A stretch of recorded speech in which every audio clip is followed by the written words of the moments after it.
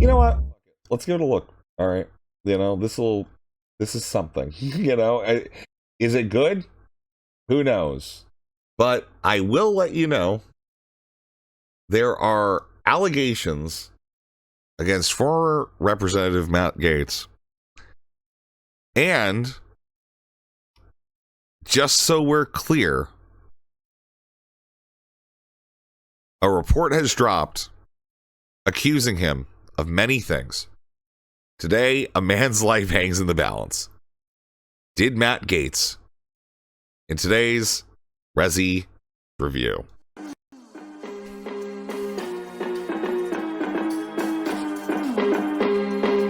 Oh no!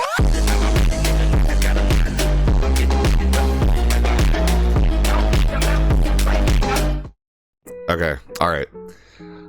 So yeah, this got released today. New York Times has it. They didn't paywall it, right? They didn't paywall it or anything like that. So basically, it's 36 pages. Let's find out what happened with Matt Gaetz. I deleted the Bridges intro. I found it, okay? Let's find out what happened with Matt Gaetz. In the matter of allegations relating to Representative Matt Gaetz, report of the Committee on Ethics. Adopted by the Committee on Ethics on December 10th, 2024, 118th Congress, Second Session, U.S. House of Representatives Committee on Ethics. In the matter of allegations relating to the Representative Matt Gaetz, December 23rd, 2024, Mr. Guest from the Committee on Ethics submitted the following report with dissenting views. Committee on Ethics, Michael Guest, David Joyce, John Rutherford, Andrew Garbarino, Michelle Fischbach, Susan Wild, Veronica Escobar, Mark DeSaulnier, Deborah Ross, Glenn Ivey, report staff, Thomas Rust, Brittany Pescatore, Keely Broom, David Arojo, Sydney Bellawar, Melissa Chong, Peyton Wilmer, and then here we go. All right, letter of transmittal to the Honorable Kevin McCumber, Acting Clerk, House of Representatives, Capitol. Dear McCumber, pursuant with clauses 3A2 and 3B of Rule 9-11 of the Rules of the House of Representatives, I herewith transmit the attached report with dissenting views in the matter of allegations relating to Representative Matt Gaetz, Michael Guest. All right, now we got our introduction. And this is what it is, allegedly. Anyways, in the matter of allegations relating to Representative Matt Gaetz, December 23rd, 2024, Mr. Guest from the Committee on Ethics submitted the following report with dissenting views. In accordance with House Rule 11, Clause 3A2 and 3B, Committee on Ethics hereby submits the following report to the House of Representatives, including the views of Chairman Guest on behalf of the dissenting committee members. Introduction. On April 9th, 2021, the committee announced it was investigating a series of widely reported allegations relating to Representative Matt Gaetz. At the request of the Department of Justice, the committee deferred its review during the 117th Congress. After it was organized for the 118th Congress, the committee reauthorized its investigation into the allegations involving Matt Gaetz. Specifically, the committee undertook a review of the allegations that Gaetz may have engaged in sexual misconduct and/or illicit drug use, shared inappropriate images or videos on the House floor, misused state identification records, converted campaign funds to personal use, and/or accepted a bribe, improper gratuity, or impermissible gift. In June 2024, following extensive fact-finding, the committee determined to continue its review of the allegations of sexual misconduct, illicit drug use, and acceptance of impermissible gifts, and expanded its review to include allegations that Representative Gaetz may have dispensed special privileges and favors to individuals with whom he had a personal relationship and obstructed government investigations into his conduct. At the time, the committee determined to take no further action on the allegations relating to the House floor, state identification records, personal use of campaign funds, or acceptance of a bribe or gratuity. On November 14, 2024, Representative Gaetz resigned from the House after President-elect announced his intention to nominate Gaetz for the position of United States Attorney General. As a result of Representative Gaetz' resignation, the committee lost jurisdiction to continue its investigation. Representative Gates subsequently withdrew from consideration for the position of Attorney General. At this time, he has not announced any intent to seek higher office or return to Congress.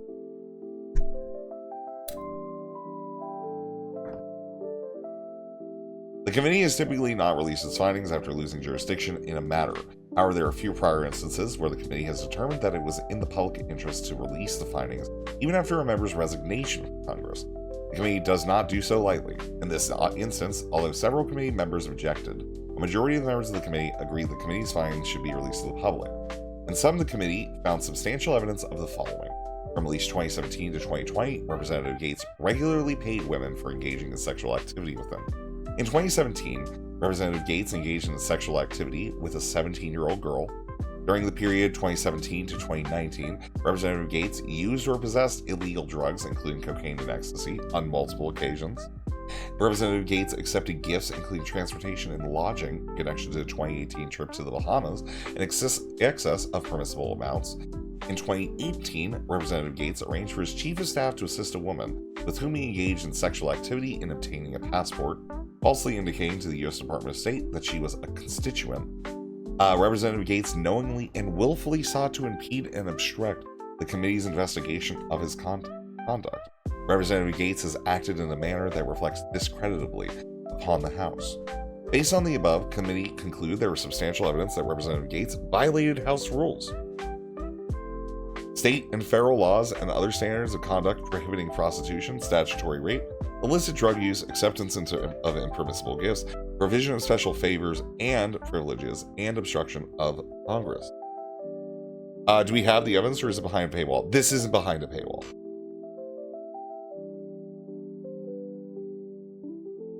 This isn't behind a paywall whatsoever. Okay? You can just go to this link. You have to sign up like an account. But I think I don't actually even know if you need to do that. I might have done that for another news website for something I was looking at today. And you can just get this. It's probably somewhere on house.gov, if I'm going to be honest with you. So it is what it is. Anyways, the committee did not find sufficient evidence to conclude that Representative Gates violated the federal sex trafficking statute. Although Representative Gates did cause the transportation of women across state lines for purposes of commercial sex, the committee did not find evidence that any of those women were under 18 at the time of travel, nor did the committee find sufficient evidence to conclude that the commercial sex acts were induced by force, fraud, or coercion. Gates was uncooperative throughout the committee's review. He provided minimal documentation in response to the committee's requests.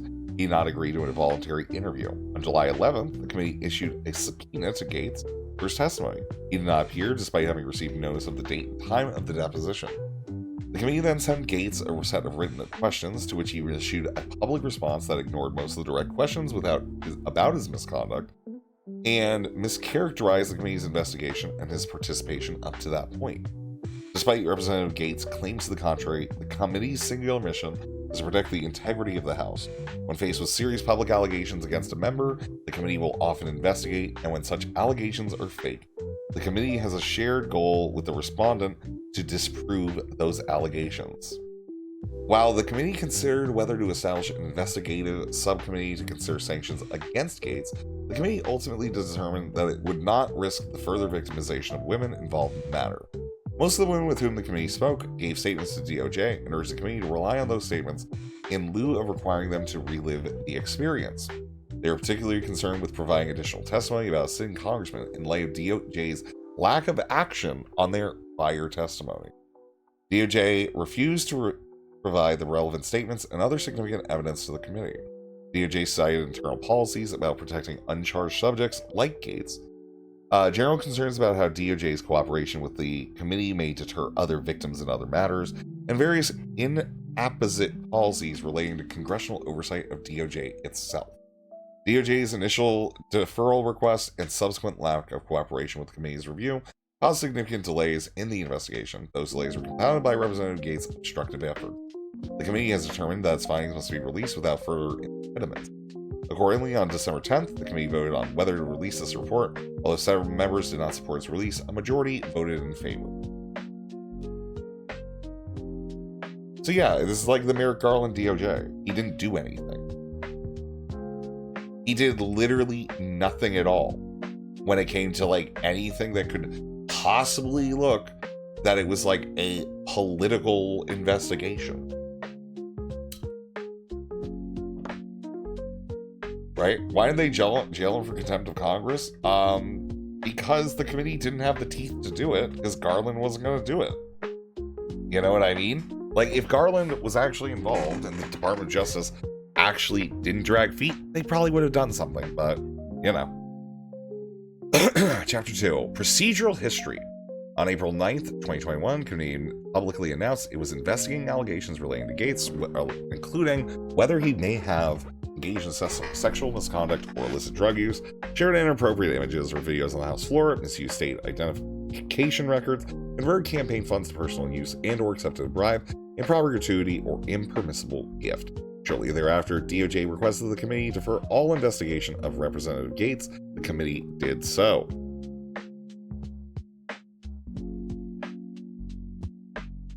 In February 2023, after the committee had asked the DOJ for an update on its deferral request, public records indicated the DOJ had informed Representative GAETZ and multiple witnesses the congressman would not be charged in connection with the investigation. Shortly thereafter, DOJ informed the committee it was no longer requesting a deferral. Chairman and ranking member reauthorized the matter in May of 2023 in accordance with Committee Rule 18A. If true and there's significant evidence and he's not been arrested, isn't releasing this just normalizing the practice? The normalization of this, no, the reason to release this is to say, hey, this guy is a bad dude and we should probably watch him. And this is also probably largely in response to him possibly becoming Attorney General at one point, and then, you know, that. Because he probably someone who has, you know, been compromised as like having slept with like a 17-year-old girl, tons of prostitutes, and done drugs while in Congress, probably isn't the guy you want to be the Attorney General. Right? All the things he did are standard politician stuff. Yeah, well, we found out about it. And we don't have evidence of other people doing it, so that's kind of what this is. This is evidence, okay? The question was, we started this off, it is a rape review. Right? On June 18, 2024, the committee announced that the scope of the inquiry would focus on allegations of sexual misconduct, illicit drug use, accepting of improper gifts, dispensing of special privileges and favors to individuals with whom he had a personal relationship, and obstruction of government investigation. At the time, the committee also stated it would not continue to investigate allegations of sharing inappropriate images or videos on the House floor, misusing state identification, converting campaign funds to personal use, and accepting bribe or gratuity. The chairman and ranking member sent 9 requests for information and 6 Freedom of Information Act requests. The committee also authorized 29 subpoenas for documents and testimony, revealed nearly 14,000 documents, and contacted more than 24 witnesses. The committee also received sworn written responses from Associate of GAETZ, Joel Greenberg. As discussed further below, however, the committee determined that, due to credibility issues, it would not rely exclusively on information provided by Greenberg in making its findings. Shortly after the Department of Justice withdrew its deferral request, and the committee reauthorized its review, the committee sent the Department of Justice a request for information. After 3 months without a response, despite repeated follow-up, the committee submitted Freedom of Information Act requests to several relevant DOJ offices, which to date have not been adequately processed. The committee continued to reach out to the DOJ through 2023, having still not received a substantive response to its request for information.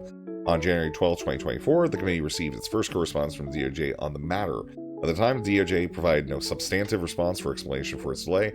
Instead, it simply stated that it does not provide non-public information about law enforcement investigations that do not result in charges. The policy is, however, inconsistent with DOJ's historical conduct with respect to the committee and its unique role in upholding the integrity of the House. Bro, what was Merrick Garland doing? Like, unironically, what was Merrick Garland doing for all of Biden's presidency? Right? Like, slacking, this is different than slacking. This is like a whole nother level of like, I'm just gonna be honest, like, why not just do the free, like, what's the political, everybody, a lot of people dislike Matt Gaetz. It's like Marjorie Taylor Greene is like the only one that doesn't, you know? Vacation, dude, it's been 4 years, man. God, I hate it. Thereafter, the committee determined to issue a subpoena to DOJ to retain records relating to its investigation of Gaetz.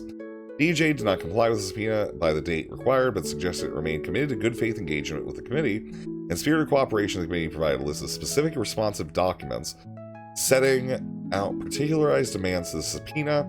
Among the particularized demands was a request for any exculpatory evidence relating to Gaetz. On March 3rd, committee members were met with the Assistant Attorney General for the Office of Legislative Affairs, the Principal Deputy Assistant Attorney General for Criminal Division of Department of Justice. The Department of Justice officials again cited no legal basis for failing to comply with the subpoena. The Department of Justice subsequently requested additional context for the committee's demands, which the committee provided. After further attempts at meaningful accommodation of DOJ's concerns about the breadth of the committee's request, the Department of Justice ultimately provided publicly reported information about the testimony of a deceased individual. To date, the Department of Justice has provided no meaningful evidence or information to the committee or cited any lawful basis for its responses. The committee hopes to continue to engage with the Department of Justice on broader issues raised by its failure to recognize the committee's unique mandate. As the committee has told the Department of Justice, the committee and the Department of Justice should be partners in their shared mission of upholding the integrity of our government institution. Bro, I feel this committee got screwed over so hard. This is actually amazing. Cowabunga, Andy, good afternoon, love you. It's just like, it just feels like they're just like, yeah, man, we really want this thing, but they can't do anything about it. They didn't sue, they just issued a subpoena. I mean, they could have sued. They didn't bother, right? That this isn't the Department of Justice investigating Matt Gaetz, though, right? They investigated him, decided not to charge him for whatever reason. And then other people are like, hey, we want to take a look at all this stuff. And then they're just like, no, you can have this public information. It's actually like, it's really weird. Okay, because it's Garland's Department of Justice, man. Like, why is the Democratic Department, like, are they that allergic to, you know, political persecution, right? They're somehow that allergic.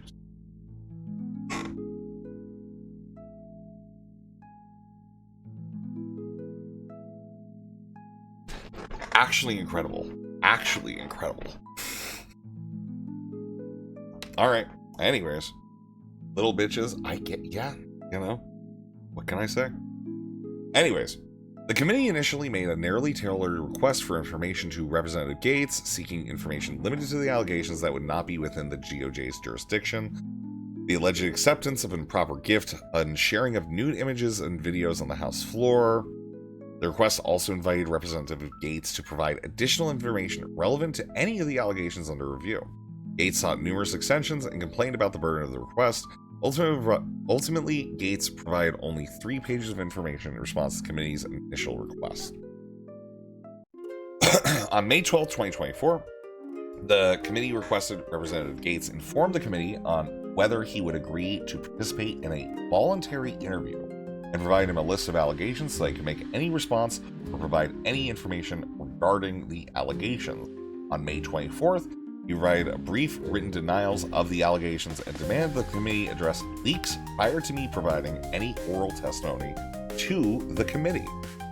On June 28th, the committee requested that Representative Gaetz provide the committee with all records previously produced to the Department of Justice, as well as dates of availability for an interview by July 8th. At that time, the committee made an explicit request for any exoneration on any exonerating information.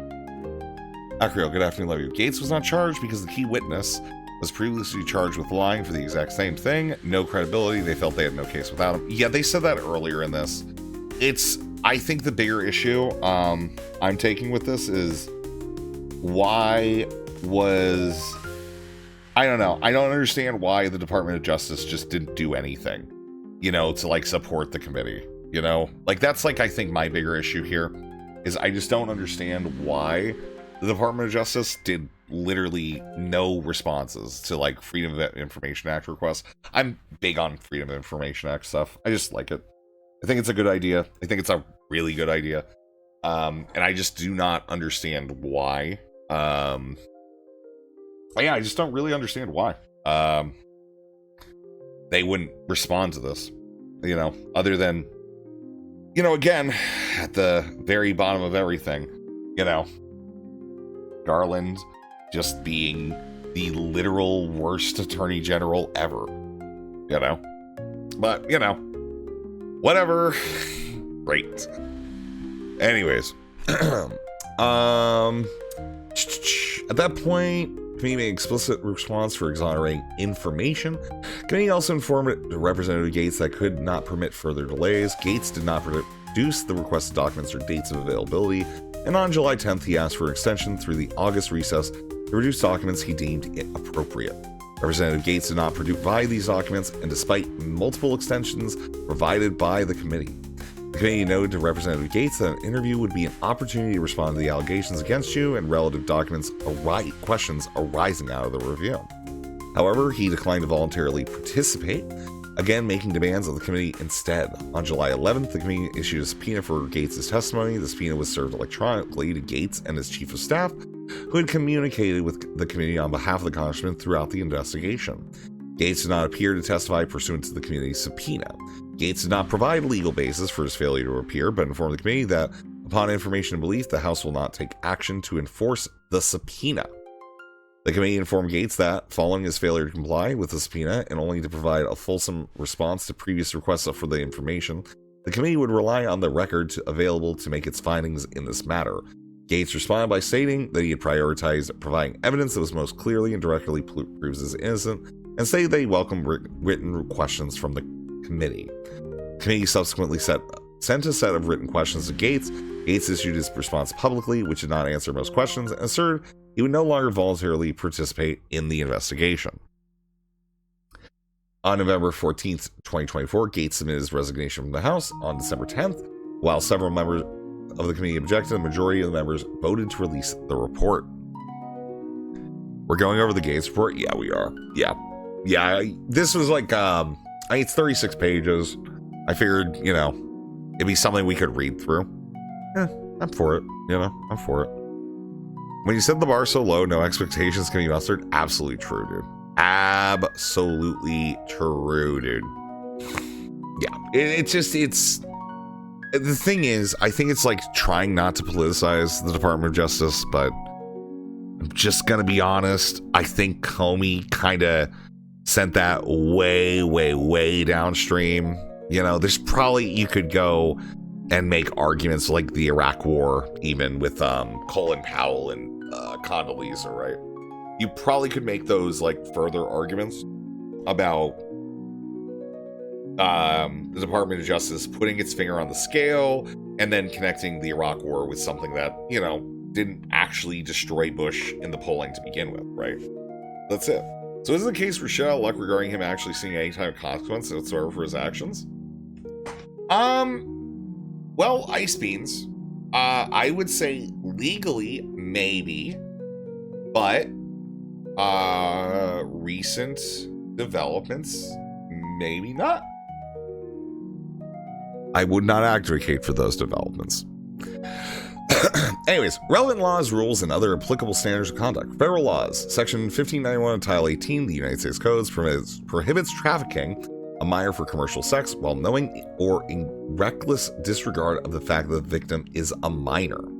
Section 1591 also prohibits trafficking adults for commercial sex using force, threats of force, fraud, or coercion.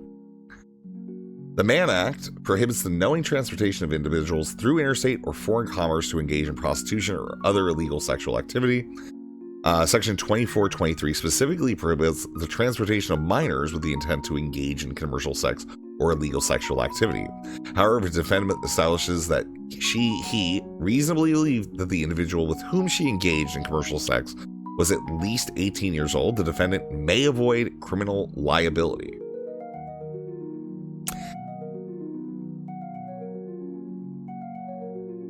Is prostitution a federal crime?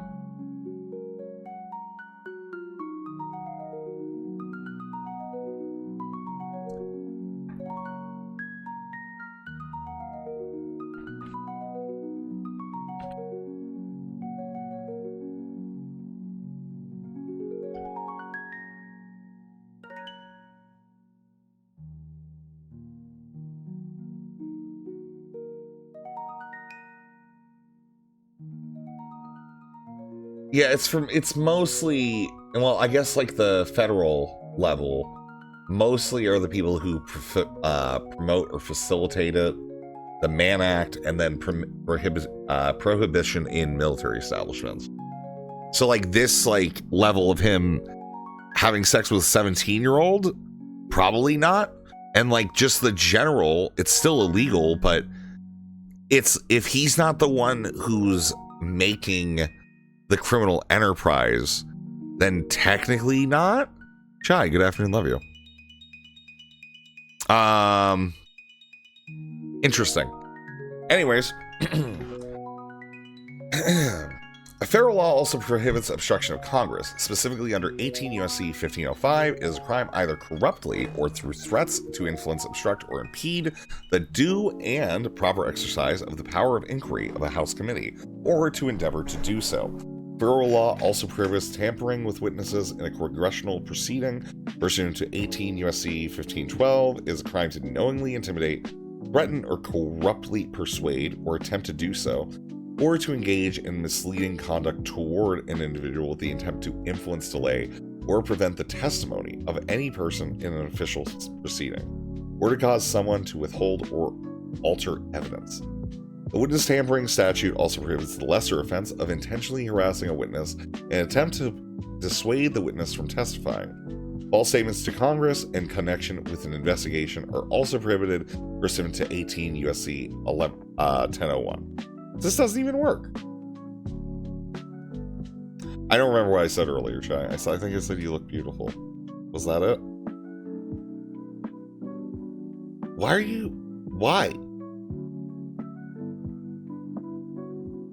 Why are you like this? I was just being nice, dickhead. Okay. You're a turd bird. You know that? Florida state laws. Under Florida statutory rape law, it is a felony for a person 24 years of age or older to engage in sexual activity with a 16 or 17-year-old. A person charged with the offense may not claim ignorance or misrepresentation of the minor's age as a defense. It is also a criminal offense under Florida state law to solicit, induce, entice, or procure another to commit prostitution, or to purchase the services of any person engaged in prostitution, or to aid, abet, and or participate in such action. Florida defines prostitution as the giving or receiving of the body for sexual activity for hire, but excludes sexual activity between spouses. In Florida, unauthorized possession of controlled substances is also a criminal offense. Schedule 1 to 2 controlled substances are deemed by Florida law as having the high potential for abuse. Cocaine and MDMA, commonly referred to as ecstasy or Molly, are controlled substances under Florida law. I love that the House is just like, okay, so this actually might be why the DOJ didn't prosecute, because they couldn't prosecute the state charges, right? And I guess, like, I think you would have to be looking at, if there wasn't like paying a person would be coercion, right? Possibly. It seems like how the Mann Act works about transporting non-minors. It has to be like this kind of force concept, like something against somebody's will. I don't know if that's necessarily violated. So, is the reason the DOJ didn't prosecute is because Florida would actually have to prosecute these crimes, right? I think so. Solicitation at most. Yeah, trafficking requires force, fraud, or coercion. Yeah, exactly. You know, and I don't think that existed. They don't rely on each other. Yeah, but Florida isn't going forward with any of this, even though the crimes happen in Florida. I mean, you know, it sucks, but it kind of just seems like with this, it's like Florida is just a grape haven. All right. House rules and other standards of conduct. Pursuant to 5 USC 7353 and House Rules Rule XVXV, Clause 5, the gift rule, members of Congress are subject to broad limitations on the solicitation and acceptance of gifts. Under the gift rule, members may not knowingly accept any gift, except as provided in the rule. As the ethics manual explains, gifts include gratuities, favors, discounts, entertainment, hospitality, loans, forbearances, services, training, travel expenses, in-kind contributions, advance payments, and reimbursements after the fact.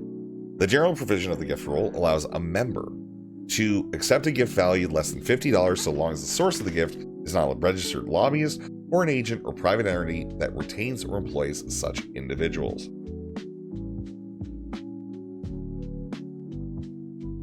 A gift received through the personal friendship where the fair market value is more than $250 requires formal approval from the committee. With respect to a trip, the value is viewed as a whole and thus includes transportation, lodging, and meal expenses paid for by the gift giver. Certain considerations must be made in determining whether to accept a gift over $250 related to a personal friendship, such as the history of a personal friendship, including any previous occasions of exchanging gifts, whether the gift giver personally paid for the gift or sought a tax deduction or business reimbursement for the gift, whether the gift giver gave similar gifts to other members, officers, or employees of the house. In addition, members are required to report the receipt of certain gifts from non-relatives where the aggregate value exceeds the minimal value. The minimal value in 2024 is $480, excluding any gifts valued under $192. In 2018, it was $390, excluding any gifts valued under $156. Crazy levels of inflation, dude. The gift inflation, it's gone up almost 20% in 6 years.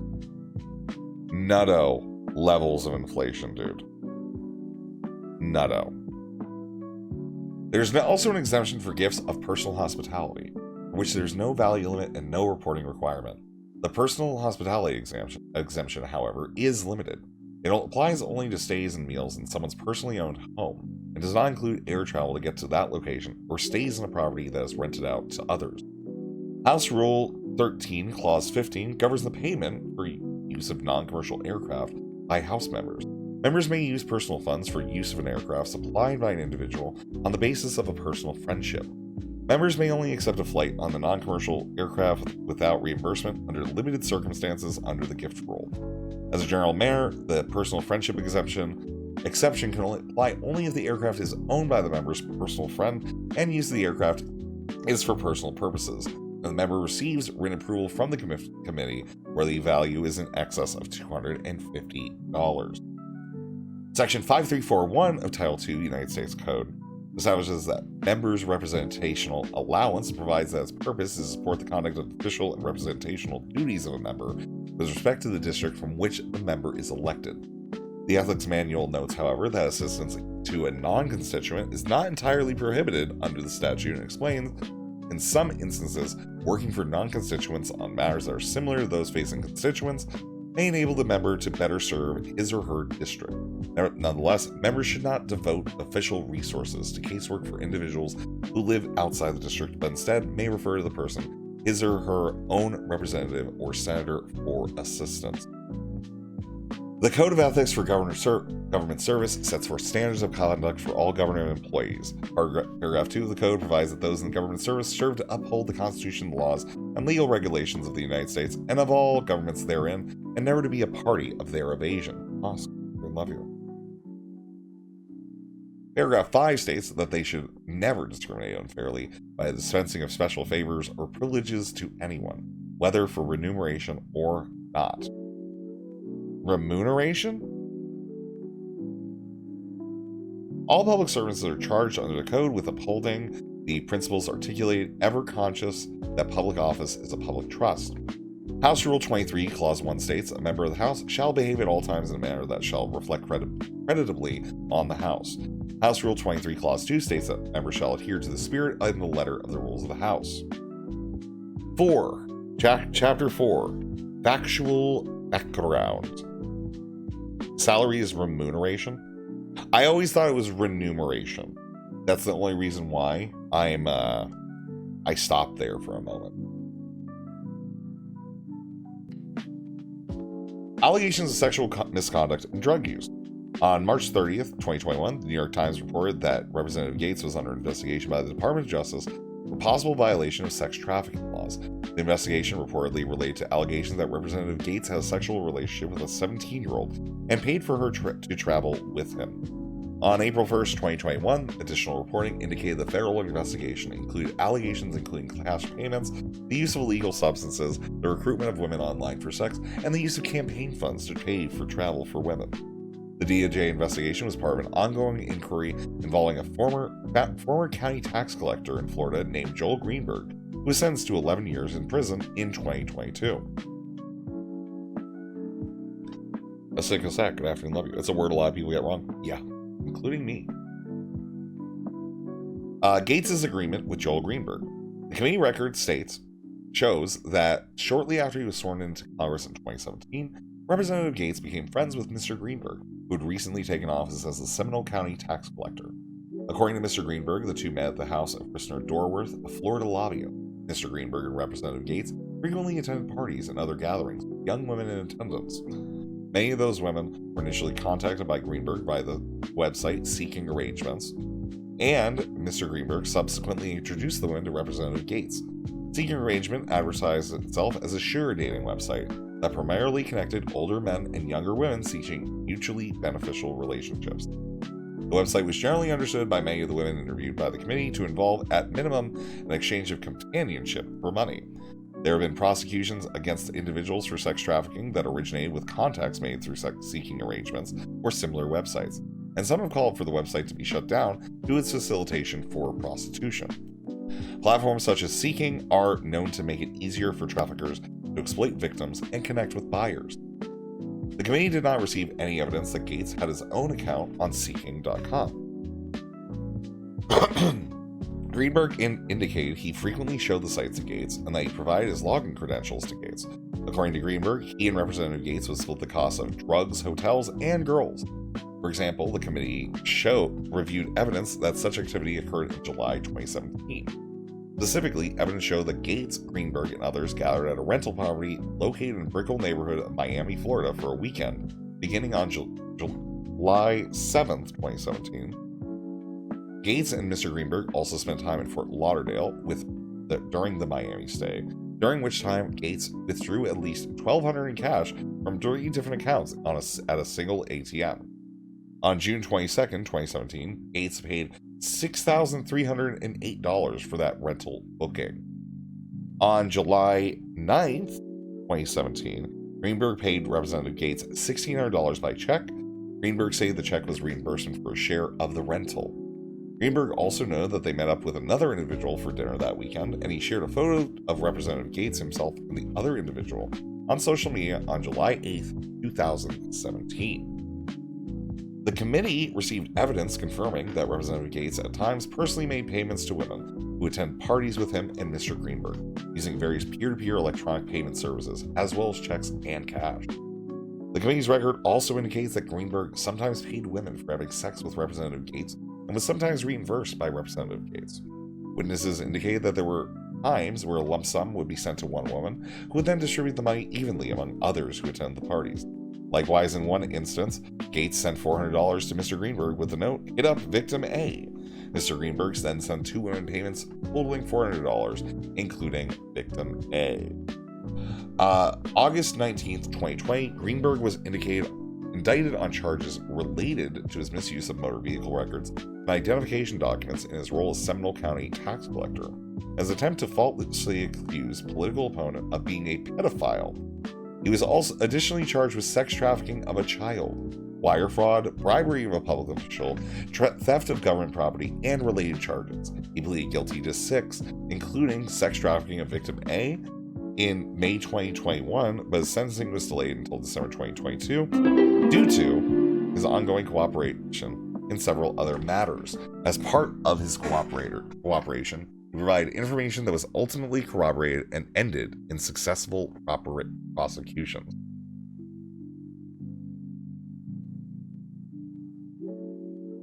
Wait. Misuse of motor vehicle records in his role and his attempt to falsely accuse a political opponent being a pedo. How did he use motor vehicle records? No, he didn't. Yeah, he didn't like just say hit up victim A. Okay, he didn't call the person victim A. It's not like he's got like a list of people that he's just like, oh yeah, this is a victim, and we discussed before, and this is their code name, victim A. All right, like that's not. No, I don't think that that holds up. Okay, I don't think that ever held up. I can't believe you even thought that for a second, show. I'm disappointed. Not shocked.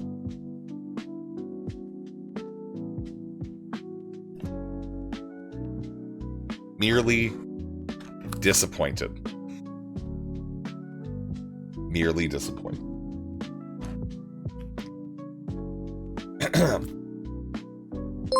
You're a fucking pedophile. You're a fucking pedophile. You're a pedophile. You're a pedophile, motherfucker. You're a pedophile, pedophile, pedophile, pedophile, pedophile, pedophile, kid not point. There you go. Thank you for the 220. That played out really well with how long the alert lasted.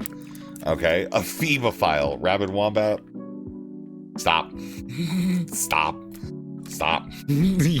I only thought for a second. I know, it's Cho. He's a little slow sometimes. All right, part 2. Representative Gates' interactions with a woman he met through Mr. Greenberg. Transactional nature of the interactions. From 2017 to 2020, Representative Gates made tens of thousands of dollars in payments to women that the committee determined were likely in connection with sexual activity and or drug use. Payments were made to these women using peer-to-peer payment platforms such as PayPal, Venmo, and Cash App. While Representative Gates had accounts in his name on each of those platforms, he also sometimes paid women through another person's PayPal account or through an account held by a pseudonymous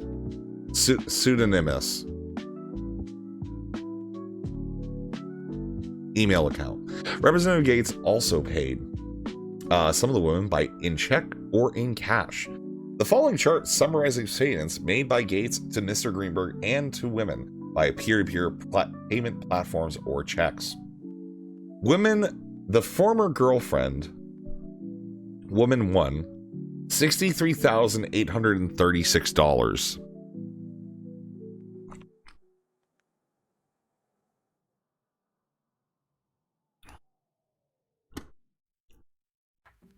Former girlfriend. Guys. Yep. Woman 2, $4,189. Woman 3, $2,651. Woman 4, $6,198. Woman 5, $4,025. Woman 6, $5,251. Woman 7, possibly for the streets.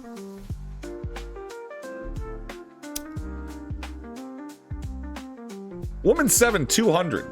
Woman 8, $600. Woman 9, $1,280. Woman 10, $400. Woman 11, $500.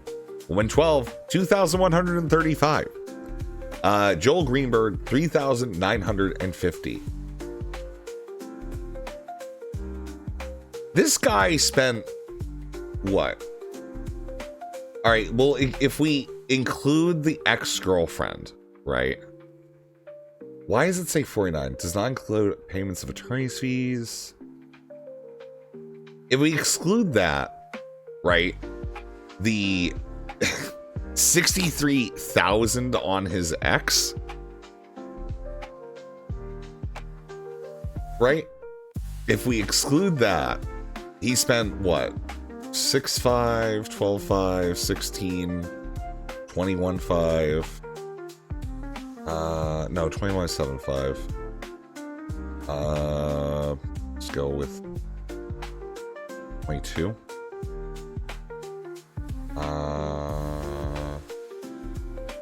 24. 25. 27. This guy spent $31,000 on Poon in like over 3 years. Absolutely insane. If we exclude the ex, assuming that he loved his ex, okay, assuming he loved his ex, just was doing stuff for her. It's just a lot. That is a lot of money to drop for, I don't know, something that I'm going to be honest, like, probably could just get, you know? Like, not to be a dick, but like, he's a congressman. You pay them for discretion. It really didn't get his money worth out. So really you didn't get his money worth out of the 200. True. Yeah, true. I mean, true. You aren't wrong. How is nobody pointing out at 13 making this too easy for him to blow 6 figures on wanks? Because we're criticizing GAETZ and not them necessarily, but there's a wrong with GAETZ. GAETZ is the it's like saying, why aren't you talking about Destiny's political affiliations right now? Nothing to do technically. It probably does, you know, like being a liberal and all that, right? Bro's doing brokey numbers. I mean, you know, he's not like a Dubai king, you know what I mean? It's not respectable, but you know, there's some numbers, right? Committee records indicate that GAETZ was in a long-term relationship with Woman 1, therefore some of the payments may have been of legitimate nature. Discussed further below, Woman 1 asserted her Fifth Amendment when asked whether the payments to her from GAETZ were for sexual activity and or drugs, and for her to pass on to others for such purposes. Based on that assertion, combined with evidence received from other sources, committee sounds substantial reason to believe that most of these payments were for such activity. How much included coke? That's a really great question. The committee was not able to speak with every woman who received payments from Representative GAETZ that were suspected of being part of the illicit activity. Several women were initially responsive to the committee's outreach, but later told the committee that they would not voluntarily participate. Other women were clear at first contact that they feared retaliation or were unwilling to voluntarily relive their interactions with GAETZ due to the women's reluctance to cooperate, as well as the delay caused by the DOJ's deferral request and subsequent refusal to provide meaningful cooperation. The committee was unable to determine the full extent to which Representative GAETZ payments to women were compensation for engaging in sexual activity with him. However, the record before the committee provides substantial reason to believe that many of the payments in the chart above were made in connection with sexual activity and or illicit drug use. The committee was not able to quantify the amount of cash payments Representative GAETZ made to women, or the amount of payments that other individuals, such as Mr. Greenberg, made on behalf of GAETZ. GAETZ refused to answer questions about his relationships with the women involved. There was, however, evidence that he understood and shared many of the women's transactional views of their arrangements. In one text exchange viewed by the committee, GAETZ balked at a woman's request that he send her money after he accused her of ditching him on a night when she was feeling tired, claiming she only gave him a drive-by. The woman asserted to Representative GAETZ that she was being treated differently than other women he was paying for sex.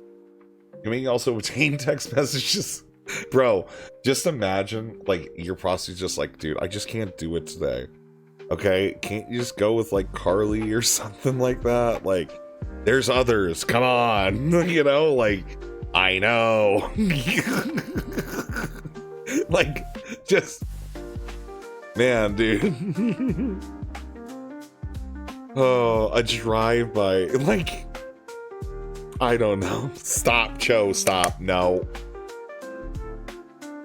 The committee also obtained text messages in which GAETZ' then girlfriend informed some of the women who were typically paid for sex that the guys GAETZ and Greenberg wanted me to share that they are a little limited in their cash flow this weekend. I was like, give me more of a customer appreciation week. Stop, dude.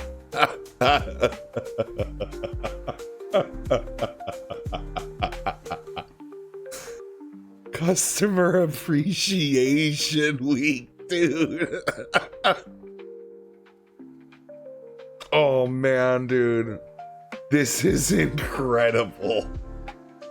A few months later, she noted that, by the way, Matt also mentioned he's going to be a bit generous because of the customer appreciation thing. They went for it. They went for it. They went for it. Thing last time. Another woman specifically recalled a conversation with Gates about issues of Mr. Greenberg's following through with expected payments after Greenberg's encounters with her.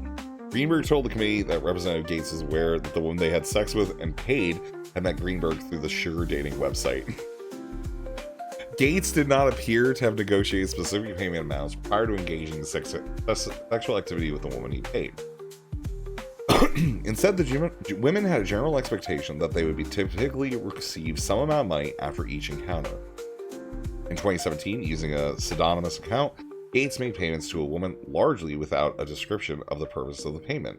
After several months, he began to use other payment accounts, including one with his own name, using innocuous descriptions to indicate the purpose of the payment. Gates did not provide any information regarding the tens of thousands of dollars in payments he made to over a dozen women, despite being offered the opportunity to do so by the committee.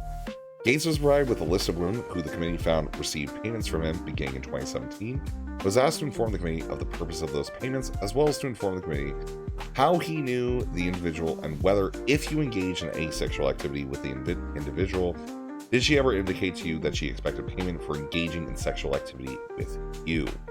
Rather than answer the questions, Gates asserted incorrectly. You ask in part whether I've had sex with a list of adult women over the past 7 years. The lawful consensual sexual activities of adults are not the business of Congress. Many of the women interviewed by the committee were clear that there was a general expectation of sex. One woman was paid more than $5,000 by Gates between 2018 and 2019. Told the committee that 99% of the time that Gates and I were hanging out, there was sex involved. Text messages obtained by the committee show that Representative Gates would also ask women to bring drugs to their rendezvous, and in some instances requesting marijuana carts and repaying women directly, and in other cases requesting a full complement of party favors, vitamins, or rolls. He's asking them for carts. He's asking them to get him weed carts, bro. Representative Gates sent one woman several $100s for marijuana cartridges. You've got to be... Okay. One woman stated that with respect to a 2018 business trip, myself and Gates' then-girlfriend brought drugs with us, and I do know that Matt supplied his then-girlfriend with money. Another woman said that she brought cocaine to at least one event with Gates, and that she witnessed him taking cocaine or ecstasy on at least 5 occasions. Greenberg told the committee he would typically provide drugs, such as ecstasy, for events he attended, and Representative Gates would pay him back in cash. Several other women observed Gates to be under the influence of drugs. Additionally, nearly every witness interviewed observed Gates using marijuana. That just smart? What, getting like carts? I mean, it's like, you know, he's just doubling up. It's just like, yo, I don't know. It's like, I'm gonna do one illegal thing. Might as well do a few, you know? If I were a congressman, I would do that. What, have somebody buy carts? I would just buy carts. What do you mean? Just talk to the Greenberg dude. That's your guy. Okay? A customer appreciation week bundle deal, dude. Stop. Based on the evidentiary record, the committee identified at least 20 occasions from the beginning of 2017 through the middle of 2020 where there was substantial evidence that Gates met with women who were paid for sex and or drugs. The committee also received testimony related to multiple additional events, trips, or parties where Representative Gates may have paid women for sex and drugs, although the committee could not determine the specific dates or locations for all of them. To the extent Representative Gates paid money to women in connection with those trips, at least in some transactions, were reflected in the chart discussed in the prior section.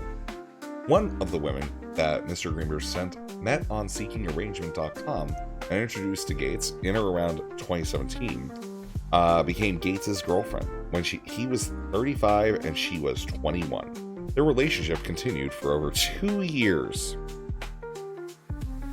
The relationship was not exclusive, and the community received evidence that Gates' then-girlfriend sometimes participated with him in sexual encounters with other women. who were active on the website or otherwise involved in sex for money arrangements. The committee also obtained text messages where she appeared to act as an intermediary between Gates and the women he paid for sex. She herself was paid tens of thousands by Gates over the course of their 2-year relationship. She stated, "Matt always paid for anything for me."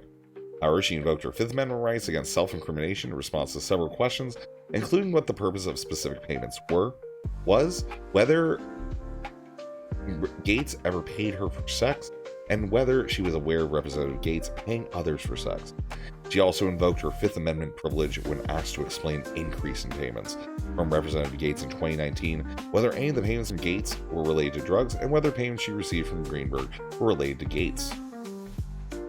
Is that a girlfriend or a personal madame? Sounds a little bit like a personal madame, you know? But the thing is, we don't actually have information about her actually transferring the money to different women, right? Otherwise, that would just be mentioned here. Because at that point, you probably would actually be able to get in the federal stuff, right? It's a combo, right? You're not wrong. You can order THCA online now, carboxylates into regular. Literally just order regular weed in the mail. Oh yeah, no, I know. It's a thing. I'm aware. The committee obtains messages between Mr. Greenberg and a 20-year-old woman he met through seekingarrangement.com who noted, "I usually do $400 per meet." As shown in the following exchange, Greenberg and the woman made plans to bring a friend to their meet. The committee found that the language used by the woman and amount proposed were consistent with the typical pay-per-meet arrangements made by users of Seeking Arrangement at the time. So now, God, I haven't read this. What is this picture? Why does this picture exist? What is this picture, dude? Rocky, good afternoon, love you. Messages between Joel Greenberg and 20-year-old female. "If you have a friend that is down, perhaps all 4 of us can meet up later. Do you party at all?" "Oh, that's perfect. I have a friend who introduced me to the website who I could bring. She's very pretty, great personality. I usually do $400 per meet. Your friend uses the website as well, and yes, I do like to go out sometimes." "Very cool, and yes, he understands the deal. What does your friend look like? 400 is not a problem. Are you both old enough to drink? So what do you have in mind for tonight?" My friend...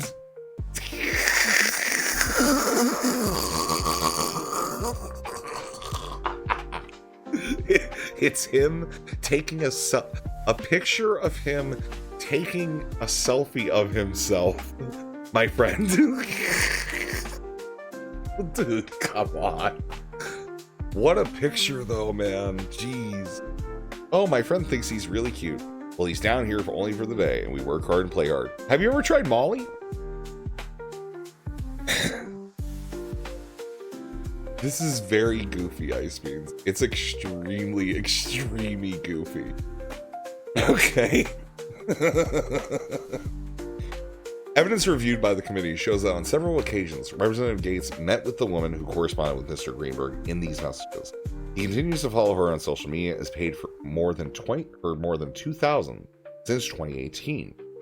The committee received evidence indicating that a 20-year-old woman in the above messages joined Mr. Greenberg and Representative Gates at a hotel in Florida less than 2 weeks after her initial encounter with Representative Gates.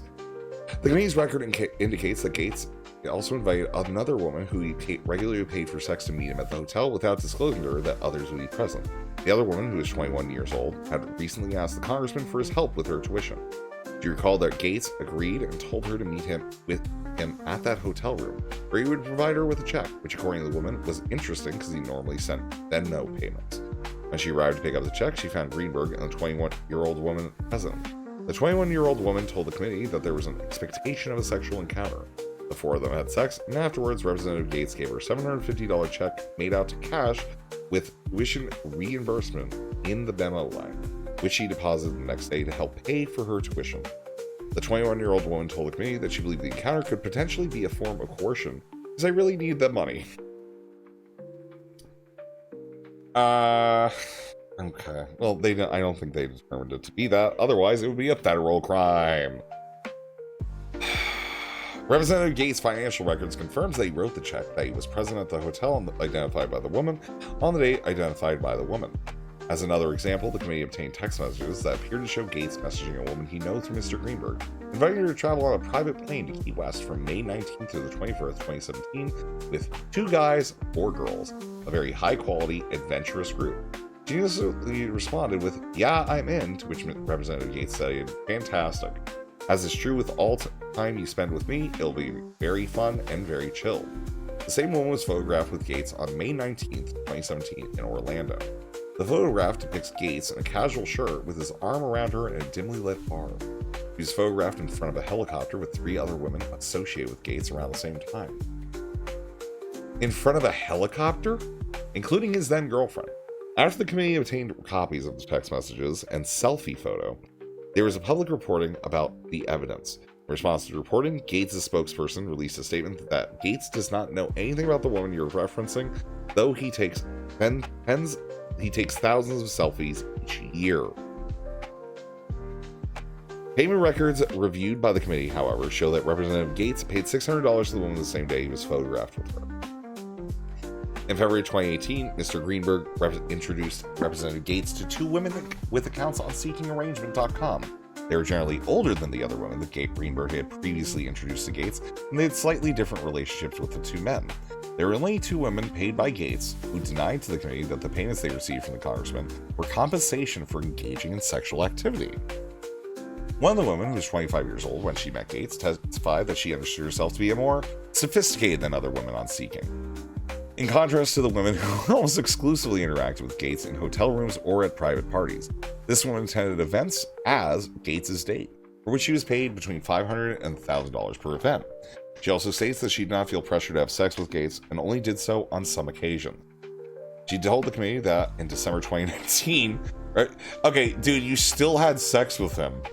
Okay, this is like, I feel that the testimony here is her just being like, I'm better than those other whores.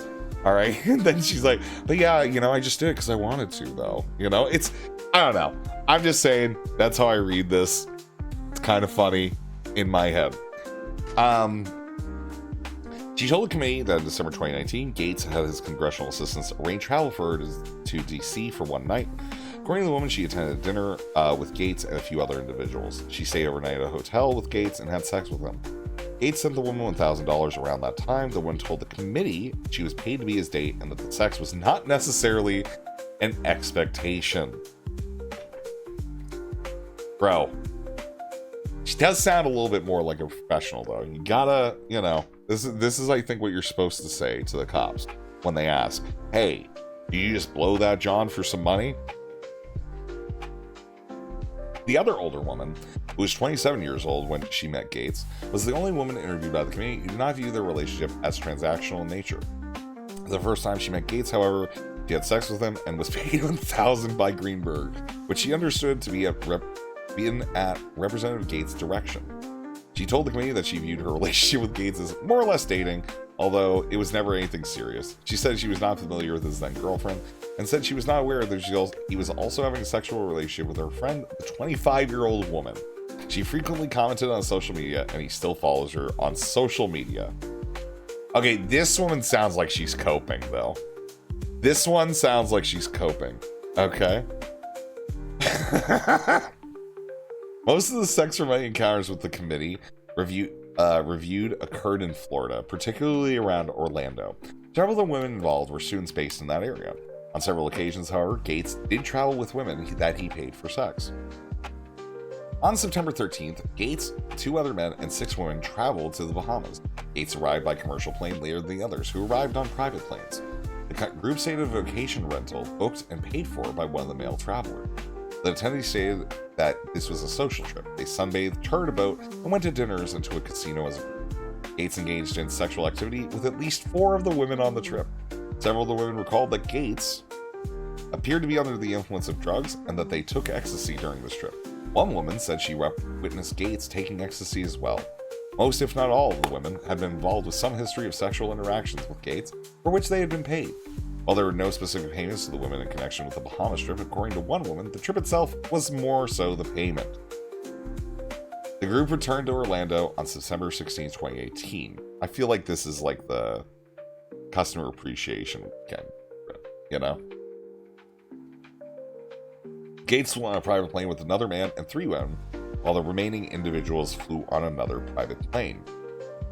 Gates paid for 2 women to travel to New York City in January 2019 to meet up with him and his then-girlfriend. The committee reviewed text messages in which Gates asked the women about obtaining drugs in advance of the trip, stating, "Who can help with party favor?"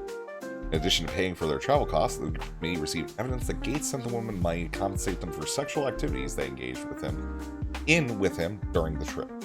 While all the women that the committee interviewed stated that their sexual activity with Representative Gates was consensual, at least one woman felt that the use of drugs at the parties and events they attended may have impaired their ability to really know what was going on or fully consent.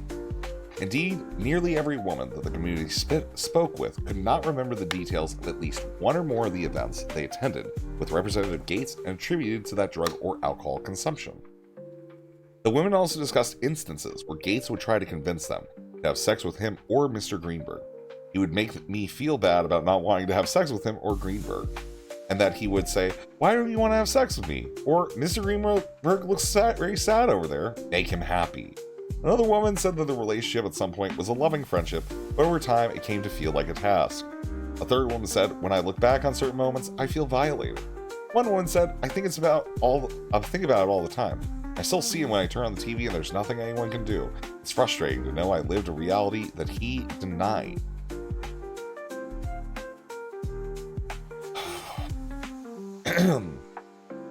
Okay.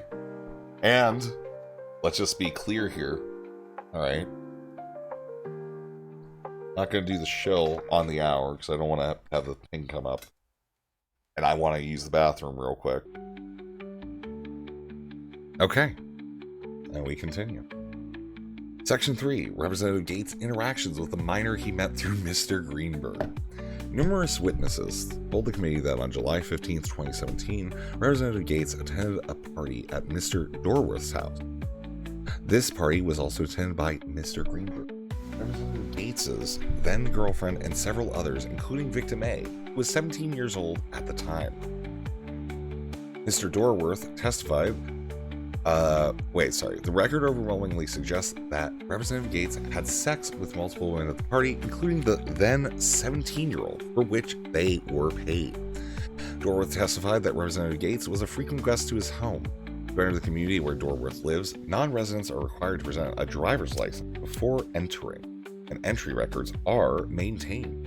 Dorworth believed that Representative Gates invited people to his home on the evening of July 15, 2017. Likewise, Representative Gates' then-girlfriend provided an affidavit in civil litigation stating that she and Representative Gates attended the July 15, 2017 party at the Dorworth residence. The committee received testimony that Victim A and Representative Gates had sex twice during the party, including at least once in the presence of other party attendees. Victim A recalled receiving $400 in cash from Gates that evening, which she understood to be payment for sex. At the time, she had just completed her junior year of high school. Victim A said that she did not inform Gates that she was under 18 at the time, nor did he ask her aid. The committee did not receive any evidence indicating that Representative Gates was aware that Victim A was a minor when he had sex with her. They allowed probational driver's licenses. I allowed minor driver's licenses in this community, apparently, for, parties that are being attended and stuff. Yeah, apparently. Victim A acknowledged that she was under the influence of ecstasy during her sexual encounters with Gates at the July 15th, 2017 party, or recalled seeing Gates use cocaine at that party. Victim A told the committee that she was certain of her sexual encounters with Gates on that night. As discussed further below, Gates generally denied engaging in sexual activity with a minor, but refused to answer specific questions relating to his interactions with Victim A.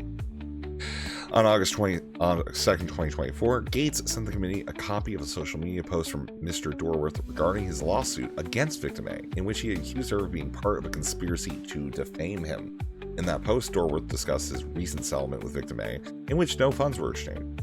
He asserted that he succeeded, proving that Victim A lied about him, and that she didn't just lie about me, she lied about Gates as well in a federal crime investigation that resulted in no charges against the congressman because our false accuser has no credibility and had no evidence for the crime that didn't occur. The same day, Mr. Dorworth revised his post after Victim A's attorneys contacted his attorneys to remove his claim that he succeeded in proving that Victim A had lied, but maintaining his assertion that she falsely accused GAETZ. Dorworth testified to the committee that he himself was not present for the July 15th party at his own home, despite Victim A's assertion to the contrary. After the committee's interview, after he settled his lawsuit against Victim A, Dorworth was deposed and confronted with cell phone records showing that he was in fact at his residence during the party. Oh, Dorworth. Dorworth, no! Dorworth stated, I don't have an answer to these questions. I'm not going to opine on cell phone data. I don't know anything about it. I don't know. I do not believe I was there. There could be a million reasons for that.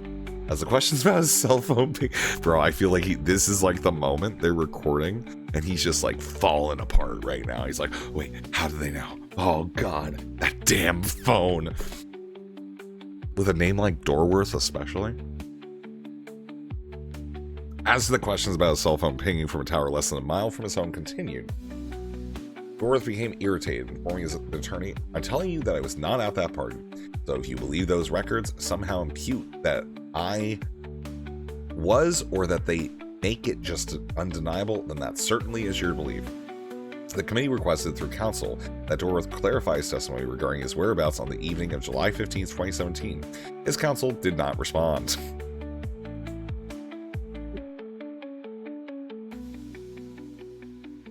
Alright, so Dorworth just lied about the thing. He was there. You know, I don't know anything more than that. Like, it's, you know, just another guy's name. It's like that's the house where the minor was. Okay. GAETZ's response to the allegations of sexual misconduct and illicit drug use. GAETZ categorically stated to the committee that the allegations that he may have engaged in sexual misconduct, including violations of federal laws relating to sex trafficking and state laws relating to prostitution and statutory rape, were false, and that these allegations were investigated by the Department of Justice and the investigation was completely dropped. He also repeatedly incorrectly stated that the Department of Justice investigation exonerated him. Representative GAETZ did not provide any explanation for his assertion that the allegations of state law violations were false, even though those violations were not within the jurisdiction of the Department of Justice. He also denied the allegations that he used illicit drugs. The committee provided GAETZ with the names of 15 women who were alleged to have received payments from him on his behalf relating to sexual misconduct and illicit drug use, as well as the approximate payment amounts and transaction years, but he did not provide any explanation for those payments. GAETZ responded publicly to allegations that his payments to women were for sex by saying, someone is trying to recategorize my generosity to ex-girlfriends as something more untoward. He also repeatedly denied having ever paid for sex. When given the opportunity to put that assertion in writing to this matter, however, GAETZ refused to respond, asserting that asking about his sexual history as a single man with an adult woman is a bridge too far. GAETZ did broadly address the allegation that he engaged in sexual activity with a minor. He asserted on his September 26, 2024 letter to the committee, your correspondence of September 4th asked whether I am engaged in sexual activity with an individual under 18. The answer to this question is unequivocally no. You can apply this response to every version of this question in every forum. The committee's September 4th letter, however, specifically asked him whether he was present at the July 15th, 2017 party at Mr. Dorworth's. Whether he ever engaged in sexual activity of Victim A, and whether he ever gave Victim A money. If so, for what purpose? GAETZ did not answer any of those questions. Amazing. Actually amazing. What a giga chat. I hate him so much, dude. Allegations relating to the House gift rule. In 2021, news outlets reported that federal investigators were using the 2018 Bahamas trip. According to these reports, the trip was paid for by an associate of GAETZ with connections to the medical marijuana industry. It's those carts, man. It's those carts, man. It's those carts, dude. It's an industry. Who allegedly also paid for female escorts to accompany them on the trip. The only other male attendee was also connected to the medical marijuana industry. According to press reports, DOJ was investigating allegations that the trip may have been part of an illegal influence effort on behalf of the medical marijuana industry. Big marijuana. Big marijuana is the one behind all of this. Big marijuana, dude. As discussed above, the Bahamas trip took place from September 13th to the 16th, 2018, and included GAETZ, 2 other men, and 6 women. GAETZ flew on a commercial airline from Washington, D.C. to the Bahamas on September 13th, 2018. GAETZ's associate paid for a vacation rental for the group, but told the committee that GAETZ paid for various expenses in the Bahamas, such as meals, and that these expenses covered GAETZ's share of the vacation rental. No other individuals recalled whether GAETZ paid for their meals, vacation rental, or other activities on this trip, with the exception of his then-girlfriend. No one recalled GAETZ making cash payments, and his bank statements and credit cards do not show any transactions on these dates occurring in the Bahamas, nor large withdrawals of cash during or in advance of the trip. On September 16, 2018, GAETZ flew on his associate's private plane from the Bahamas to Orlando, along with 3 female passengers between 20 and 29 years old.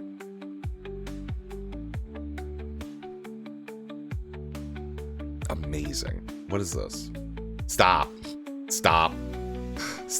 That is 100% what I thought, Dor. I was thinking he was a millhouse. Okay. All right. I want to know which industry lobbies have the wildest parties. I feel like the medical marijuana industry is doing really good, right? Especially if it's like the whole concept is the Bahamas one. He just didn't pay for it, right? What is this? Stop. Okay. Allegations related to the misuse of official resources. And as discussed above, in early 2018, GAETZ met a woman through Greenberg. The same night that they met, they had sex, and Greenberg sent her money. At that first meeting, the woman also told Representative GAETZ she needed a new passport for an upcoming trip. She did not initially know GAETZ was a congressman, but he connected her with his then chief of staff, who worked with the State Department's congressional liaison to secure a passport appointment for the woman within days of their first meeting. An individual from the Department of State, Miami Passport Agency, sent the Chief of Staff an email confirming an appointment for your constituent, which the Chief of Staff then forwarded to the woman who lived in Orlando, Florida, outside Representative GAETZ's congressional district. The woman acknowledged to the committee that the money she received from Mr. Greenberg was sent on behalf of GAETZ, but denied the money was compensation for their sexual encounter. Instead, she said the $1,000 she received from Greenberg was to assist with her transportation costs to go to Miami passport office from Orlando. The woman spent $195 to obtain her new passport prior to her trip, a standard $60 fee for an in-person employment, and $135 for the passport. She continued to meet up with GAETZ on other occasions, during which they engaged in sexual activity. Queenberg, good afternoon, love you. Queenbee, good afternoon, love you. The committee reviewed other records relating to the passport assistance request from the Office of Representative GAETZ. It was unusual for the Chief of Staff to process requests for extradited passports from constituents. Those casework matters were typically handled by district staff. The committee also received evidence that Representative GAETZ tasked the Chief of Staff with assisting Mr. Greenberg on occasion. The Chief of Staff was no longer employed in Representative GAETZ's office at the time of the committee's review and did not respond to communications from the committee. D. Obstruction of the committee's investigation. On May 23, 2023, the committee informed Representative GAETZ that it reauthorized an investigation into several allegations, including sexual misconduct and illicit drug use, and sent Representative GAETZ a narrowly tailored request for information seeking specific documents related to allegations squarely within the committee's jurisdiction, namely violations related to the House gift rule or bribery and improper images on the House floor. The request for information was asked for any other information you may be relevant to the matter as a whole. In response, GAETZ began sending letters to the chairman and ranking member asserting, among other things, that the committee's request for a 2-week response time and signed declaration under oath, both of which are standard practice of the committee, were unreasonable, and he was being treated differently than other members of Congress. GAETZ indicated that the committee's request was overly burdensome, as he would need to sort through 6 years' worth of records across various accounts. In these letters, he also began making demands of the committee in exchange for his good faith cooperation, while suggesting the committee was being weaponized against him for changing reasons. The committee and ranking members granted Representative GAETZ an extension through August 11, 2023 to respond to the request for information and explain the committee's standard practices. GAETZ missed the deadline, stating he would only produce documents in person at his district office. The chairman and ranking member responded again, giving him an extension through September 28, 2023 to comply with the request for information and reiterating the committee's standard practices. GAETZ again missed the deadline, ultimately producing 3 pages that were not fully responsive to the request for information on October 2, 2023. In his response, Gates produced his boarding passes and itinerary used for the 2018 Bahamas trips, which he also stated he paid for personally. However, the boarding passes and itinerary only show his flight to the Bahamas and not his return. Gates intentionally omitted information relating to his return transportation, indicating in later correspondence that because the committee's request was for documents related to actual or planned travel to the Bahamas, he should not be expected to have produced records of his transportation from the Bahamas. Dude, come on, man. Oh my god. So, he's not just a PDF, he's also a debate PDF.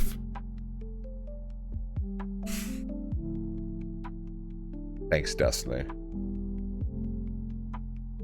When the committee noted that any documents involving his transportation from the Bahamas were clearly related to the travel at issue, his response made clear that he was not willing to provide good faith responses. Does the committee also have interest in every dollar I spend in the Bahamas on food, refreshments, and other travel provisions such as sunscreen? I ask because your request is unclear, unrelated to house rules, and a bit more than nosy. I can represent to the committee that no funds of mine were expended in the Bahamas for illicit drug use or sexual misconduct. Why is chat so dead? Because I'm not responding to them. Because I'm not responding to them at all. I'm just reading this, and every time we get something funny, people start talking, but generally speaking, I'm just reading. It's not my birthday. It is Christmas Eve, though. It is Christmas Eve, Comic Class, correct. Say something to them? No. You're playing video games? Yeah. Totally. I'm just here to post Ohm. Exactly. Yeah. Yeah, a lot of people are just... Yep. We're just listening. Yeah, this is like, I don't know. I'm just reading the whole thing, you know? I'm just reading this whole thing, right? Good job, Queen Bee. Thank you for getting my chat rate up. Everybody, Queen Bee's a good one. Hana's baking. Gem's getting snacks. Chud will be on in 6 hours. Okay, Cal. Alright, whatever, dude. Despite frequently suggesting he had insufficient opportunities to respond to the allegations against him, Representative Gates sent more than a dozen letters to the chairman and ranking member through the committee's review. In addition to alleging that the committee's process was being weaponized against him, Gates repeatedly alleged the committee members and staff were leaking information to the press, and that the committee's nonpartisan staff were actually acting as Democrats, or that the committee was working on behalf of former Speaker Kevin McCarthy. He also demanded to know the sources of the allegations against him, and argued the committee's investigation should be closed because the DOJ had exonerated him. This is awesome. This is great. I like that it's like, I like to imagine the committee is just like, yeah, man, but like, you know, you understand why we're asking how you got out of the Bahamas, right? And he's just like, are you sent by the Democrats? Are you sent by Kevin? Okay.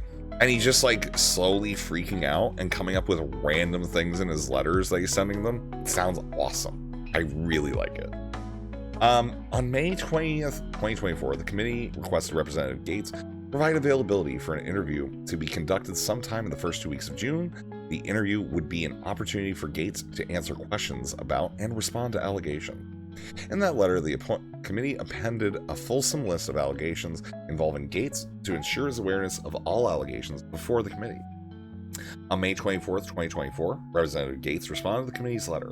He demanded the committee investigate leaks to the press prior to him submitting for interview, and argued incorrectly that the committee could not subpoena his testimony unless it impaneled an investigative subcommittee. He also referred to voluminous documentary evidence and he produced to the committee, and he claimed to show his innocence and categorically denied all of the allegations. On June 17th, 2024, the committee informed Gates that it would be both expanding and narrowing the scope of its investigation into allegations involving him. The letter also requested evidence that the Department of Justice had exonerated him. Any records previously produced to the Department of Justice and any other documents he believed the committee should have already received comprising the voluminous evidence he claimed to have provided. Finally, the letter reiterated that the committee's request that Representative Gates appear for a voluntary interview and reminded him, pursuant to the committee rule 10A, it would consider whether to use compulsory process to obtain his testimony. Representative Gates responded on June 24th, 2024, saying that he would need additional time to review over 10,000 records he had previously submitted to the Department of Justice. He reiterated his request that the committee provide him with confidential information about its investigative sources, as well as regarding any investigation of disclosures in the press. He then publicly called the committee's investigation frivolous, and then said it was an obvious fact that every investigation into me ends the same way: my exoneration. This is the House Ethics report on Matt Gaetz, Kano. That's what it is. Right? That's what it is. Representative Gaetz ultimately produced some additional documents to the committee through early September, although it is not clear how many of those documents have been previously produced to the Department of Justice. The committee also invited Representative Gaetz to clarify the relevancy of the records he produced, most of which did not appear to be responsive to the committee's request, to which he stated only that he was prioritizing the evidence that was most clearly proved his innocence. Representative Gaetz also falsely stated in a letter to the committee, which he shared in a public social media post, that he had voluntarily produced tens of thousands of records. To the contrary, Representative Gaetz provided only a couple hundred records, more than 90% of which was either irrelevant or publicly available. Despite multiple extensions to the committee to review and produce responsive records from the 10,000 he claimed he would review, Gaetz ultimately declared he would no longer cooperate with the committee in the public letter.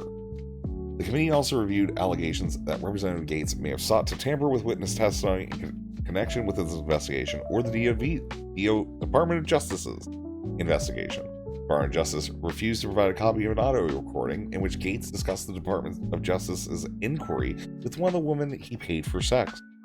While the committee did not find documentary evidence that Representative Gaetz directly acted to prevent anyone from testifying before the Department of Justice or the committee, some women cited a fear of retaliation from Congressman when declining to speak on the record with the committee.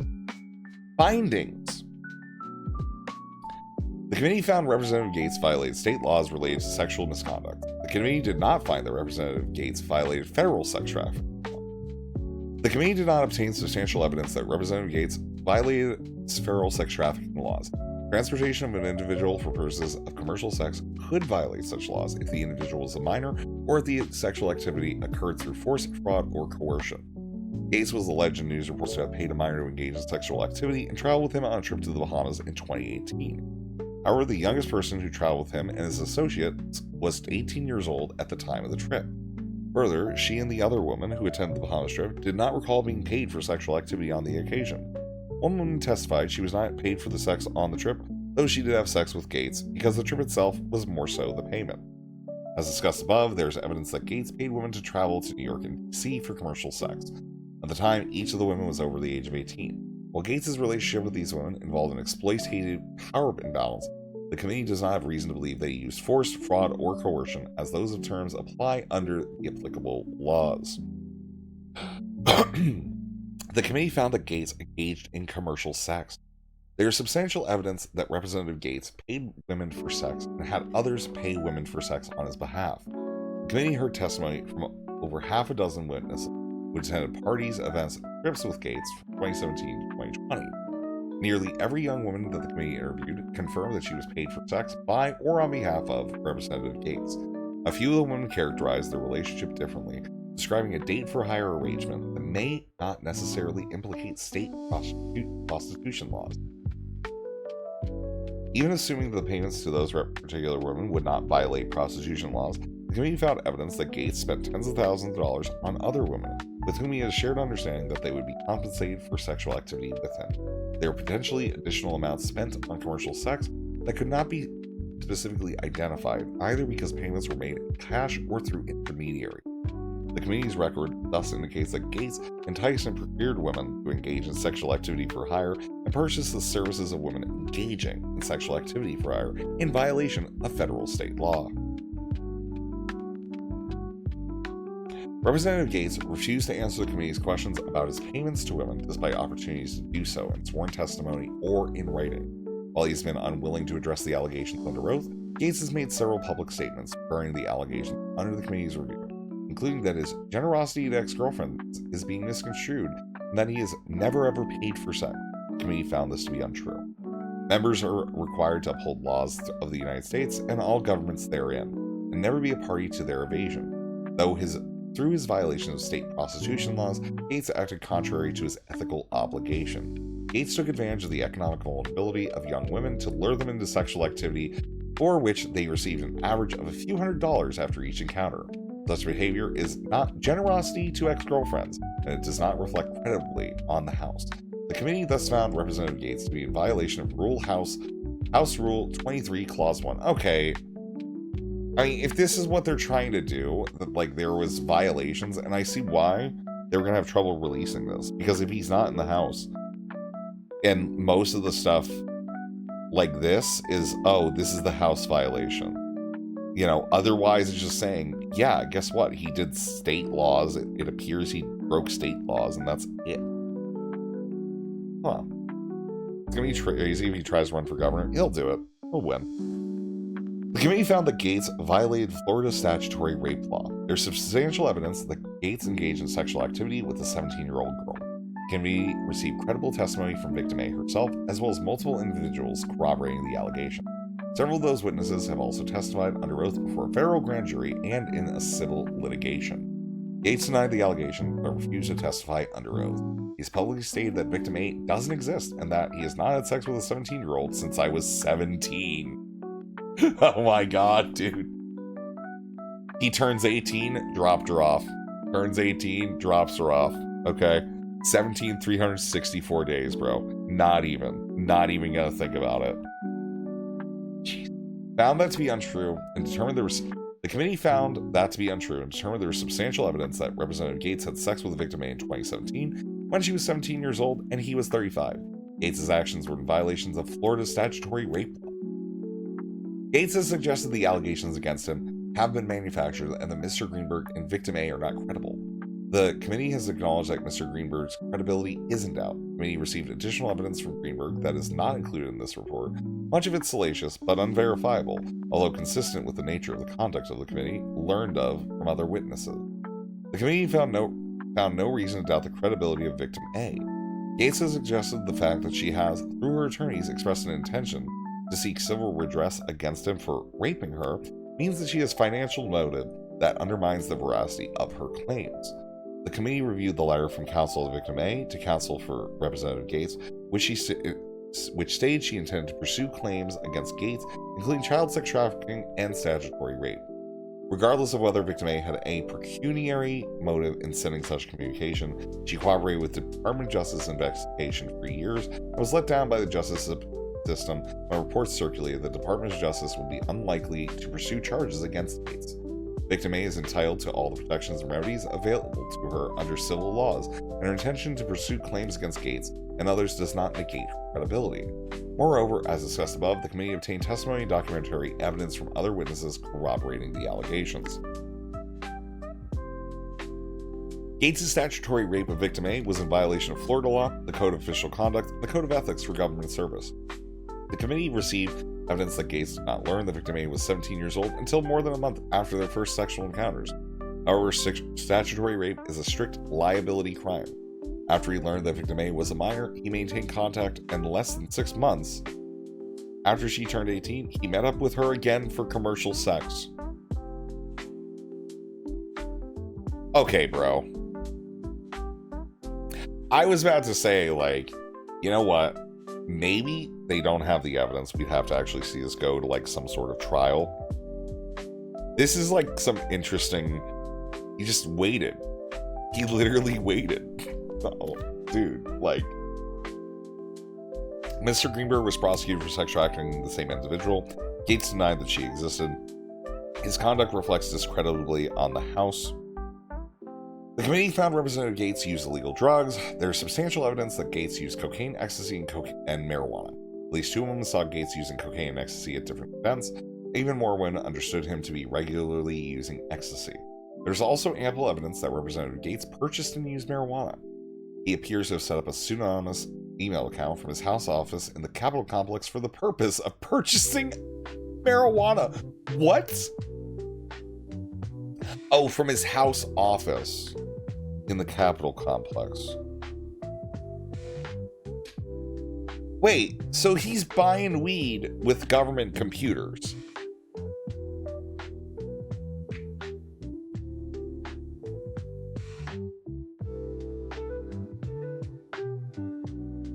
Huh. Okay. All right. Interesting. It wasn't true love, Hano. Stop. Stop. Stop. Wait. Am I reading this wrong? From his House office, like House of Representatives. That's why House is capitalized. He's literally buying weed with government computer. Point to GAETZ. GAETZ denied using illicit drugs in written correspondence to the committee. Members of Congress are not required to undergo the same background check process as other government officials who obtain a security clearance. This process includes answering questions about use of illegal drugs in 7 preceding years. GAETZ used illegal drugs on numerous occasions between 2017 and 2020 in violation of state laws. The committee also received evidence that Representative GAETZ and his associates provided drugs to women to facilitate the sexual misconduct described above. Representative GAETZ' conduct violated Paragraph 2 of the Code of Ethics for Government Service and Clause 1 of the Code of Official Conduct. At least I have the decency to use my phone and not work computer. Right? Right? You know? That's the way I see it. It's like, you know, have some standards, guy. The committee found that the Representative GAETZ violated the House gift rule. There's substantial evidence that Representative GAETZ received impermissible gifts in connection with his travel to the Bahamas in September 2018. Specifically, Representative GAETZ accepted travel by a private plane and other travel costs. Contrary to Representative GAETZ' claims that he provided substantial evidence to the committee demonstrating his innocence on his allegation, he provided no evidence showing how he paid for any travel costs other than his flight to the Bahamas, despite given multiple opportunities to do so. As discussed above, GAETZ' associate provided the lodging and return flight by a private plane. GAETZ accepted this gift without first seeking approval from the committee. The gift rule requires members to apply to the committee for a waiver to accept gifts of personal friendship with a fair market value over a threshold amount. For travel via private plane, the committee has provided extensive guidance. Less than a year after Representative GAETZ' flight from the Bahamas trip, the committee circulated a reminder that guidance to the House community, noting that practically any flight on a non-commercial aircraft will exceed $250 in value, and hence will require committee approval. The flight, lodging, meal, and entertainment expenses on the Bahamas trip were incurred but not paid by Representative GAETZ and were well in excess of the personal friendship threshold. The committee also found evidence that GAETZ impermissibly accepted private plane travel on other occasions. GAETZ failed to disclose the Bahamas travel gift, as well as other private flights he had taken on his associates' private planes, on his financial disclosure form. Accordingly, the committee found that Representative GAETZ violated House Rule 25, Clause 5, by accepting impermissible gifts. Consistent with the committee's long-standing precedent, GAETZ would be required to repay the value of the gifts and amend his financial disclosure statements to disclose the receipt of the gifts. D. The committee found Representative GAETZ dispensed special privileges and favors to individuals with whom he had a personal relationship. The committee found substantial evidence that Representative GAETZ used the power of his office to assist a woman with whom he was engaged in a sexual relation in obtaining an expedited passport. The woman was not his constituent, and the case was not handled in the same manner as similar passport assistance cases. Accordingly, the committee found Representative GAETZ violated House regulations and laws requiring the use of official resources for representational purposes, and Paragraph 5 of the Code of Ethics for Government Service, which prohibits the dispensing of special favors and privileges. The committee found Representative GAETZ sought to obstruct its investigation of his conduct. The committee found substantial evidence that Representative GAETZ engaged in obstructive conduct with respect to the committee's investigation. Representative GAETZ pointed to evidence that would exonerate him, yet failed to produce any such materials. Representative GAETZ continuously sought to deflect, deter, or mislead the community in order to prevent his actions from being exposed. This is most notable with respect to the committee's specific request regarding the Bahamas trip. As stated above, Representative GAETZ intentionally withheld information relating to his return trip by a private plane. GAETZ clearly understood that he had acted contrary to House rules by accepting private plane travel, but chose to cover up his actions rather than comply with the committee's request. Despite asserting he wanted an opportunity to address the allegations against him, GAETZ declined to provide testimony voluntarily and did not appear when subpoenaed. Representative GAETZ was also provided ample time to review and produce documents requested at various points in the committee's investigation, yet he only produced a handful of non-public documents to the committee. These documents were largely irrelevant, corresponding to time periods after most of the relevant conduct occurred. Likewise, GAETZ informed the committee that he would welcome the opportunity to respond to written questions, and the committee sent a list of 16. After requesting an extension to respond to written questions, which was granted, it appears the representative GAETZ used that time to craft a public letter mischaracterizing the committee's request and asserting he would no longer voluntarily cooperate, despite his uncooperative approach throughout the review. His actions undermined not only the claims which he had exculpatory information to provide, but also the claims he had intended to cooperate with the committee in good faith. It is apparent that Representative GAETZ's assertions were nothing more than attempts to delay the committee's investigation. GAETZ routinely ignored or significantly delayed producing relevant information requested by the committee. His failure to respond required the committee to issue subpoenas to financial institutions for GAETZ's financial records related to alleged transactions. Those records show that GAETZ bought and sold stocks and cryptocurrencies from a trading account which he opened in 2021. Some of the trades were below the $1,000 reporting threshold, but others were not. Representative GAETZ not only failed to file the required periodic transaction reports, but he also failed to disclose the transactions in his annual financial disclosure statement. The committee's long-standing practice is not to take enforcement action where a failure to file requires disclosures is inadvertent, but because of his lack of cooperation, the committee was unable to determine the reason the transactions were not disclosed. The committee reminded Representative GAETZ of his duty of diligence and candor to the committee. Representative GAETZ's response was to suggest the committee had a duty of candor to him and must reveal the confidential sources supporting the allegations against him. The committee's rules prevent such disclosures.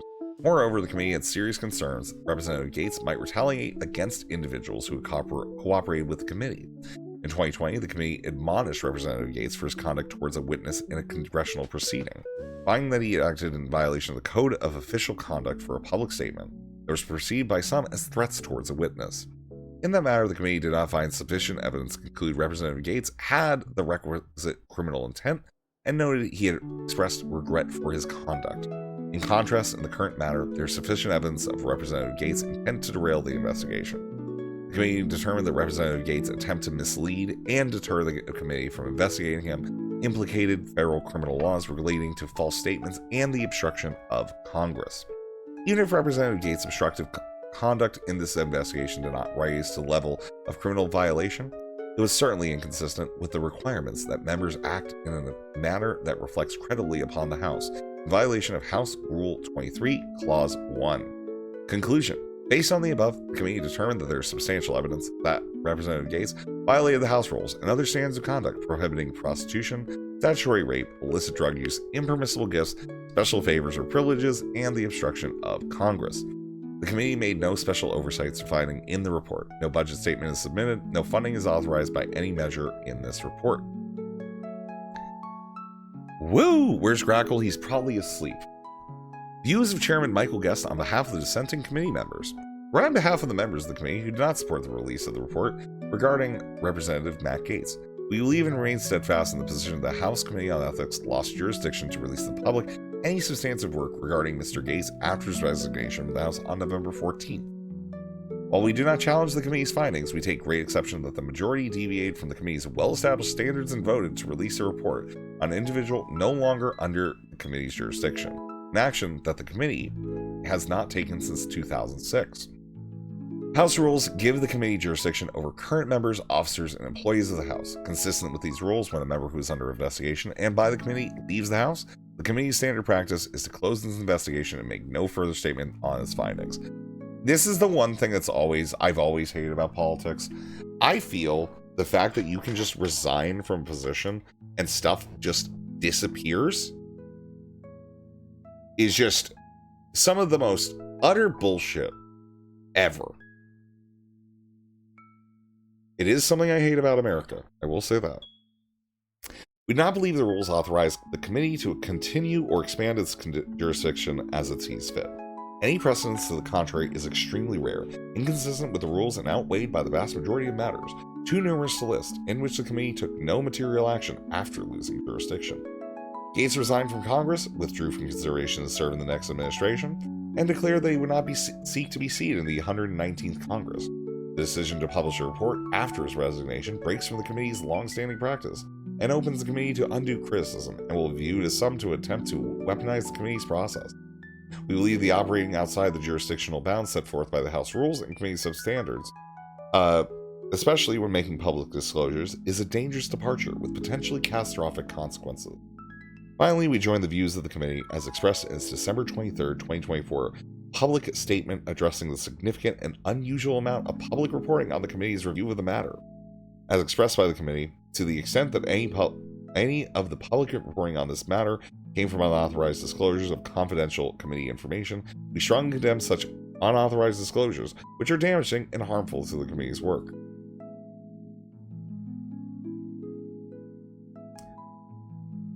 So yeah, that's the Matt Gaetz report. They think he had sex with a minor. They think he paid for some stuff. And it's all state laws that he broke. How about that? It kind of makes a lot of sense, honestly. Like, why the Department of Justice didn't go further. And I do like that, you know, the last note is, yeah, we shouldn't be releasing this because we haven't done it in, 18 years. And the last time we did it was in 2006. What did they do in 2006? What was the 2006 House report? I'm just like wondering which one it was. That it was like the 2006 one that they're referencing. Nice ugly sweater. Conrad, good afternoon, love you. It's not an ugly sweater, it's a nice sweater. That's crazy though. Yeah, I guess like Florida is just kind of the barrier on all this. How about that? That is something, isn't it? He's a fan, he a fan, he a fan. True. He a fan, he a fan, he a fan. Huh. Well, there you go. Now you know. We read the whole thing. Almost like an IRL Princess Bride Resi is reading us. I know, that's kind of that's like something I was working on, Kano.